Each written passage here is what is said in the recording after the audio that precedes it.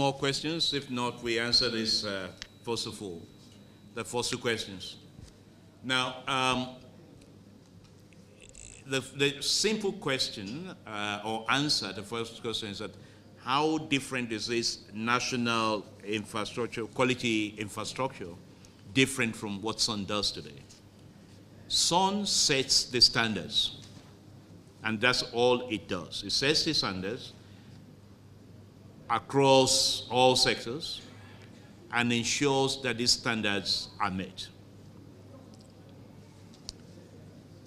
But the first thing, if you look at any country, any developed or developing country that has been able to effectively develop its industrial sectors, that has been able to at least get a fair share of the global wealth to trade, has a bigger structure in place, meaning that they have a national quality infrastructure, which is actually the overarching thing. The Sun comes in within that. It's a bigger part of it. So, for example, as a country, we should have a national policy, which we don't have to start with. That's the first thing that we should have in place.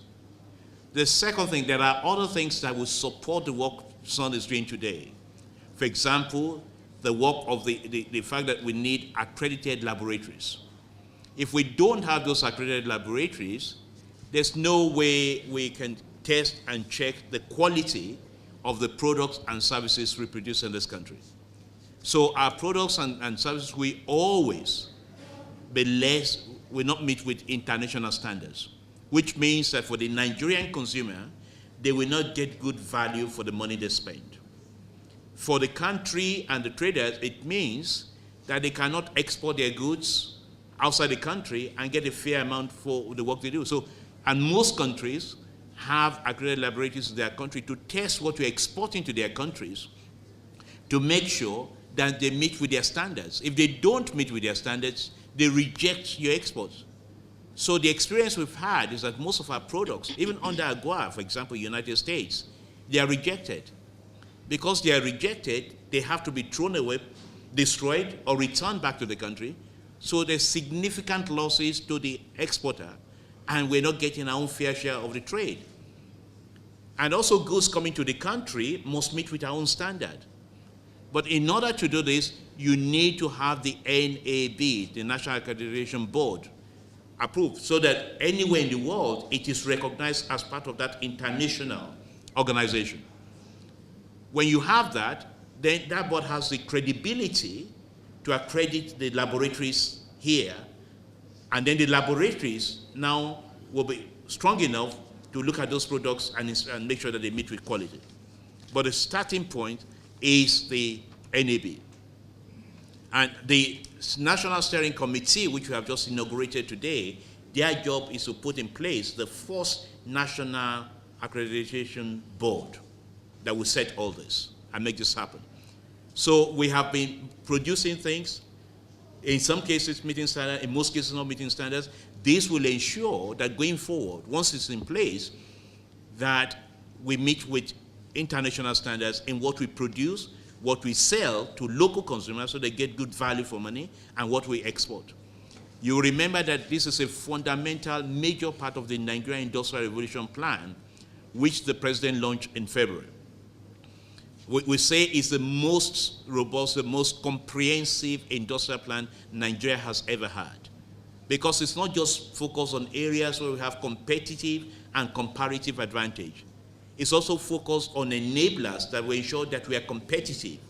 And we identified 7 of those enablers: access to affordable finance, infrastructure, mainly power, industrial skills development, linking innovation research center to our industries, and also standards. Investment and business climate is another, and local patronage. So this aspect of it is the area of standards. And we've moved ahead, and we're very, very lucky as a country that we have we have the technical support provided by UNIDO, and we have the EU providing us with the finance to make it happen. So there's no excuse. So it will be a completely different environment we will become far more competitive once this infrastructure is in place. Every country in the world that has succeeded in moving ahead, in diversifying the economy, and this is so critical because we cannot continue to rely on oil. We must diversify our economy and sources of revenue. This is a fundamental, critical institution, enabler, that will allow us as a country to diversify, move away from just exporting raw materials or oil to the non-oil sector. I hope that should answer your question. Thank you.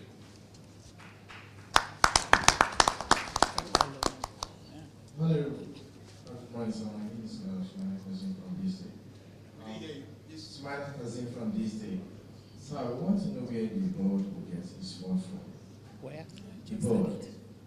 Where to get the fund from. I want to know if from the 12 billion euros limited.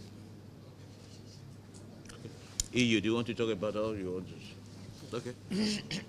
As I said, most of the funding, and as I announced earlier on, and I announced about a month or two ago, when the first committee was set up, that EU is funding this with about 12 million euros. It's very expensive, because as part of this, we have the Meteorology Institute as part of the quality framework. Not necessarily funded by this, a part of this will go into that as well. We're talking this morning about location and how that will work. So it's a big project on its own, but it's a project that will lead and enable us to diversify economy away from oil to non-oil and making sure that we produce quality products.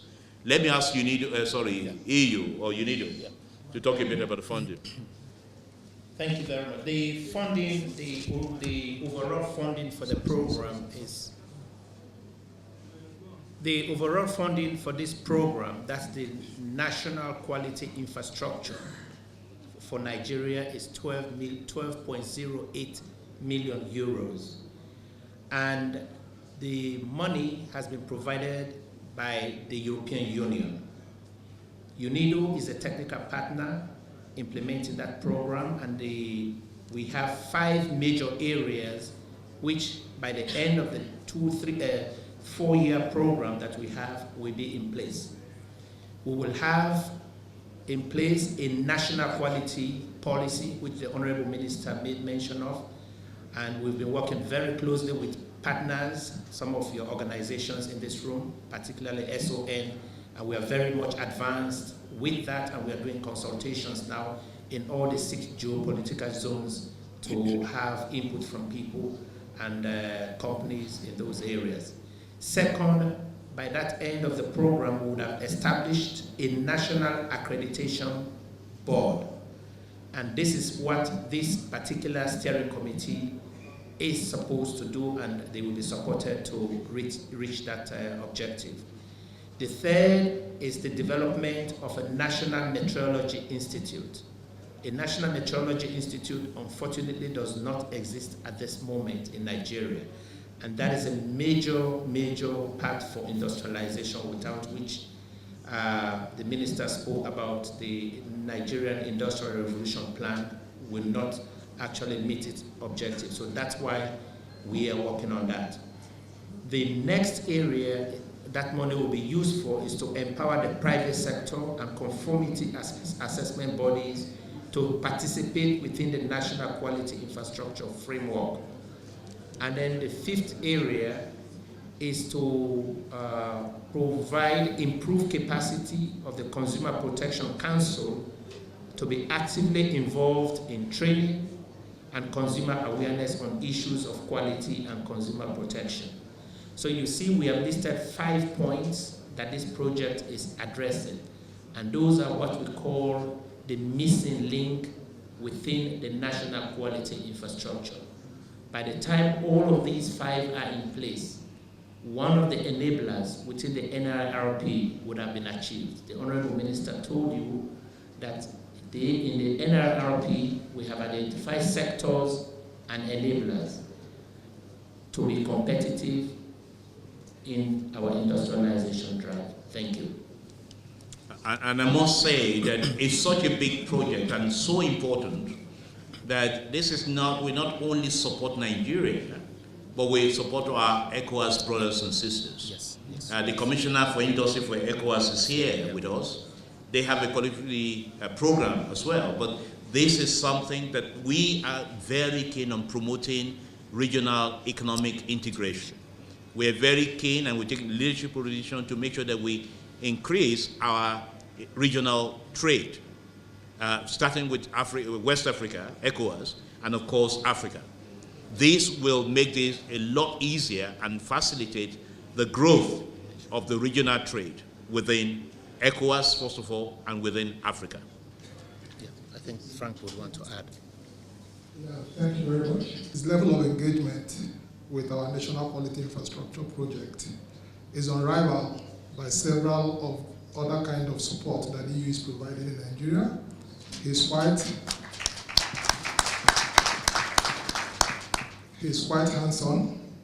And the question about funding, like Mr. Kumawa has rightly said, EU has provided 12 million euros, which is equivalent of 2.6 billion naira for the national quality infrastructure.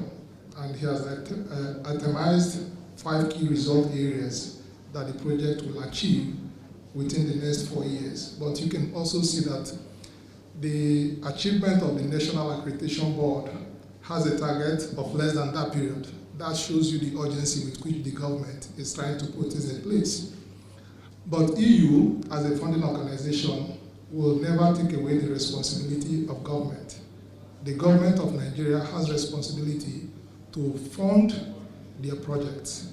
What the EU is trying to do is to be a catalyst. We help the government to identify a priority area, we demonstrate the viability, and we move to other priorities so that the government can take up their initiative. If you look at the total donor assistance, it represents quite a small amount compared to the national investment in those areas. So the government must take the lead in what they do. The minister has also just said that the national quality infrastructure is one leg of EU support within the West African region. Since 2007, the EU has supported quality infrastructure in West Africa. We have supported UEMOA. We are supporting ECOWAS. About a month ago, the EU also signed a 12 million contribution agreement with UNIDO to support ECOWAS in the implementation of the regional quality policy. And as we speak here, the technical people who will be working with UNIDO are seated. So I would like to recognize Mr. Lawson, Mr. Akakwasi, and the Commissioner Traore, who have also shown great commitment, just like the minister at the Nigerian level is showing. Commissioner Traore has shown a lot of commitment. So looking at West Africa globally, issue of quality is very important. So Nigeria and the ECOWAS member states are working hand in hand to ensure that quality standards are met for our imports and our exports. Thank you very much. I'd like to say that as a regional institution, ECOWAS is now working on the regional system of quality. This regional system of quality will address different issues of quality infrastructure, like issue of accreditation, of metrology, of standards, and so on. And this regional